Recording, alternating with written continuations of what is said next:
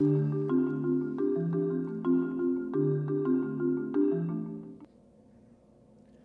and welcome to the Natural Healers Network TV show, where we discuss natural healing modalities and highlight natural healers from the South Bay area. And we have a great show lined up for you today. We have two very special guests.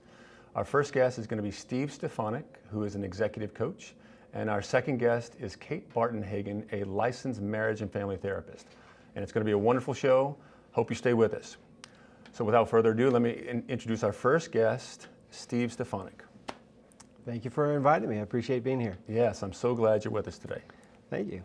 So can you tell us about what you do? So very simply, I save lives. And that sounds a little dramatic, especially to the doctors out in the audience. But what I do is I really meet with people and I talk to them about their stories. Sometimes stories can get in the way of our lives and restrict us to who we really need to be. In our stories, we can come out of balance, we can burn out, we can even be stuck at a plateau. So when I say I save people's lives, I help them reinterpret their stories in a way that can manifest something new and exciting in their world. Okay, and so what inspired you to get into this work? So I was inspired by a very personal story, if I can tell a personal story. Sure, I was in training in 2004 to become a somatic coach. And on the fifth day of this 5-day workshop, my brother gave me a call. And he said our mother was in the hospital. And she had gone through a surgery about 2 weeks prior. But she was in some kind of critical condition. And I was way up in Petaluma. And so my brother had told me that the doctors didn't know what to do. And they asked, and, I insisted on I come down. And so for about 2 hours, I drove in my car and I had asked myself, why was I in this somatic coaching course? Was it predestined that I was there to really learn the techniques to maybe even save my mother's life? So as I drove to the hospital, I got to the hospital room and it was all chaotic. There was a doctor there arguing with my father about the condition of my mother. He said the tests had all been done and they couldn't figure out what was wrong. She should be fine, but she wasn't. My father was, of course, very angry. So at that moment, I decided to go in and see my mother.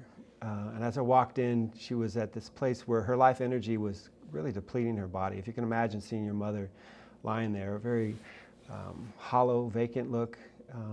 So as I sat next to her, I used some of my techniques that I just learned about how to connect to a human soul, a human body. It was my mother, so I had to stay centered in this process. A lot of emotions were going on, but staying present with her. And I looked for 3 key areas that I had learned about. One was, what was her language all about? What was she talking like?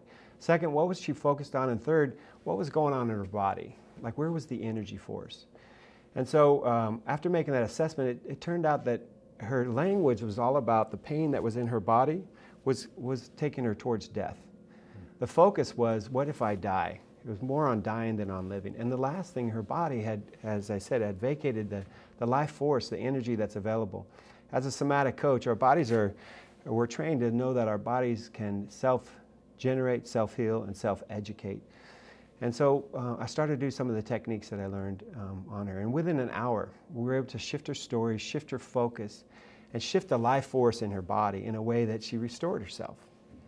And it was amazing to see the doctors and the nurse come back into the room and say, oh my God, what happened? And the reason I tell this story it's very inspirational to me, as you can tell, but at the same time, it's kind of what I do for people, and it's what's available to everybody. It's an ability to create a new story in your life, to really shift who you are. It's an ability to focus on the things that are important to you, not the things that aren't. And finally, to bring that life force that we all have in our bodies and bring that forth in a way that can empower us to those visions and those exciting things that are out there. That really is an incredible story. And how far along were you in the training? Were you just right in the middle of it? Or? I had been, it's a 2-year course that I was going through, and this was towards the end of the training. So I was considered a somatic coach pretty much at that time. But leaving the course was like I said, being in that course at that time when my mother called, it was an amazing experience for me to be able to leverage that stuff that was really fresh for me. Right, and actually help her out with synchronicity, right? Yes, what's really, a challenge sometimes, if we get into professions such as this, is actually working on people who are close to us, because there's our story about them. Yes. And so forth. And so I imagine that can sometimes be in the way. I don't know, it's just my take in terms of how that might work. Yes, and it's amazing. We all have a lot of family members and always in conversations with them. part of the work that I do can take place in one conversation with people, as well as it can take place over a year period. And that's what's so powerful about somatic coaching is I can make a pretty quick assessment of someone based on their shape, their physical shape. We all are our shapes, meaning that our experience has produced a certain way that you're sitting in that chair, right? And I can make assessments of that can reveal who you are, and maybe reveal of things that you could be, by sitting in a different way, actually change the way you see the world, feel the world, experience the world. Yeah, this is fascinating stuff to me, right? Because I know that if we're in a depressed state, we have a certain posture, yes. right? Or if we're excited, we have a certain posture, and sometimes just changing that posture can actually shift your energy. So yeah. And I'm also interested more about how you actually connect the somatic work with changing the story. I mean, can you go into maybe an example or maybe a little bit more detail about how that works? I think it'd be good for people to understand that. Yeah, so somatic coaching is a unique method that really focuses on the wholeness of the body. And when I say the wholeness of the body, that's the mind, the body, and the spirit, the larger spirit. So how do you work with those three dimensions of ourselves in a way that we can really bring change into the human body? So I kind of lost the question there. Can you repeat it one more time? It was just about connecting the somatic work with changing the story, right? Because I know for me, the work that I do, I often will help people change their story, sometimes I guess more from a mental perspective rather than connecting it to the body. So, just... Yeah, so in the somatic work, part of the discipline is to get people up and moving so you can actually see how their body's shaped, right? And then you can connect that to some historical pattern in their past. Sometimes it's the trauma, some deep, dark trauma, and sometimes it's something that how they were raised with their siblings, etc. But those stories can restrict us in a certain way, right? And they actually live in the body. Your body is like a reservoir for all the experiences and stories. So sometimes when we get triggered, that reservoir overflows and it shows this new shape which restricts us from going forward. So if I start to see that shape in somebody, like you said here, I can start to help them see a different interpretation of how to shift their head to have a better perspective on the world. Just that shift gives them a different perspective, which then can open up a new narrative. Okay, I see. Yeah. So in terms of the types of issues that you see, what are some of the top issues that you come across?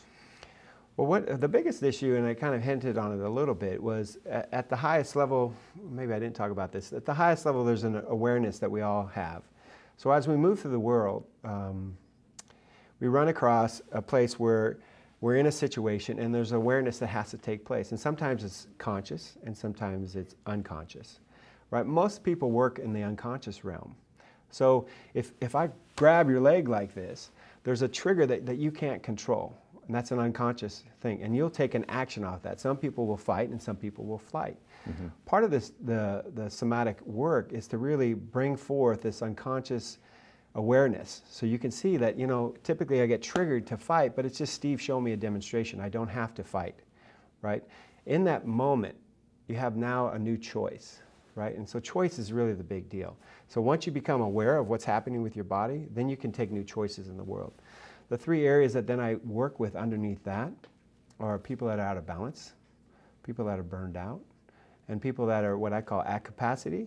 Okay. So wait, out of balance. Out of balance meaning in terms of work, personal life. Work life, out of balance in terms of their health and how they show up in the world. Sometimes there's old stories and patterns that have been put into our body that we've accepted and work with that actually have taken us down a path that eliminate all the things that could make us more creative, more happy, more passionate, right? We're down this path, right? And so that's an out of balance. And if we can bring those two back together, then there's a real richness in life. And a lot of the stories of why they're going this way are an old pattern and old shaping that has produced that common sense in the body that takes them down that path. So balance is one. Burnout is another, where you're at a space where you've been working in a job or being authentic in a way, or inauthentic. And what happens is that constantly is draining your energy. It gets to the point where you actually shut down, right? And so that's burnout. The third one is at capacity. Someone that is capable of doing more, but for some reason they can't seem to get there. There's an old pattern, an old story.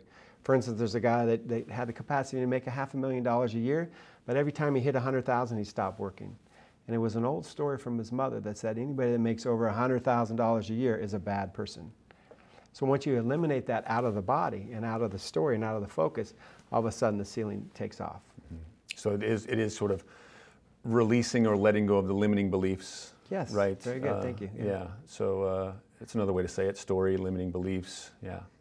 It's fascinating. And so in terms of maybe give some viewers some tips, any tips you'd recommend that people can start with?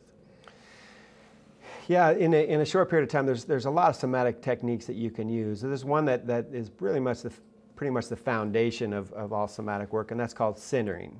So being present to who you are. And there's 3 dimensions of center. We're a 3-dimensional being, and the 3 dimensions are length, width, which is this way, and then depth, right? And each of those are connected to a different perspective you can bring into the world. Length is connected to the spiritual world and grounded into the earth. Right, and we're the conduit between heaven and earth. And there's all kinds of inspiration that come from the heavens, and grounding or support that can come from the earth. So we can actually stretch our bodies up to be more inspirational. We can ground to the earth. Width is about the social dimension. How can I connect to you? How can I extend my energy into you in a certain way versus shutting down? Right, opening up is another.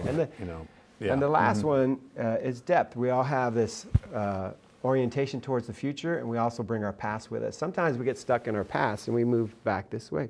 Sometimes we are too far in the future and we can fall on our face. So centering is taking those 3 dimensions, length, width, and depth, and coming right to the core center of that. So you can access all that information that your body's been evolved over 3 billion years, all that information to make relevant decisions instead of sticking to what just your head says. And that's what we talked about earlier. Sometimes people get stuck in these stories or these patterns that are limiting, as you said, limiting beliefs.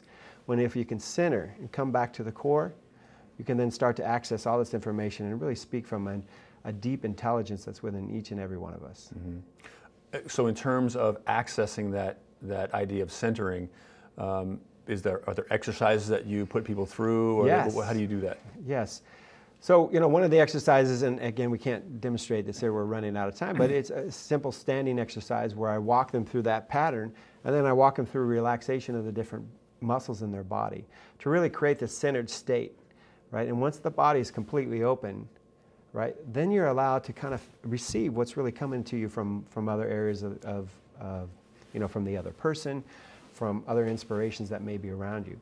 I really work with this a lot with leaders. So I call it a leadership presence. That ability to basically know that there's a lot of chaos going on in the world, but at the same time I can be completely centered and present so I can take care of my followers, I can take care of the people that need to be taken care of. And so that's a huge distinction and a huge advantage. And it's real simple practice. As you practice it every day, it starts to become you. Yeah, making it more conscious, right? More every day, more habit, more conscious. Exactly. So you alluded to leaders. That's what was going to be my next question is, what type of people, who would come see you? So one would be executives or leaders. Who else might come? Yeah, very conscious people. I'm looking for conscious people. And what I mean by that is people that are looking to change the world, right? I think there's a big movement going on. I know there's a big movement called conscious capitalism. It's really about moving away from just profits, but including profits, people, and planet in there. Whole Foods has an executive that's really leading this charge. But conscious people that see that their value in the world can really influence and change a lot of people. Wonderful. So people get a hold of you. Where do you work? Where's your office? Based out of Los Gatos, inhousecoach.com, and my phone number is on the screen as well. And I just wanted to acknowledge, thank you very much to the Natural Healers Network and giving us this opportunity, and Steve, for a great interview. Yeah, thanks for being here, Steve. Really appreciate it. My pleasure.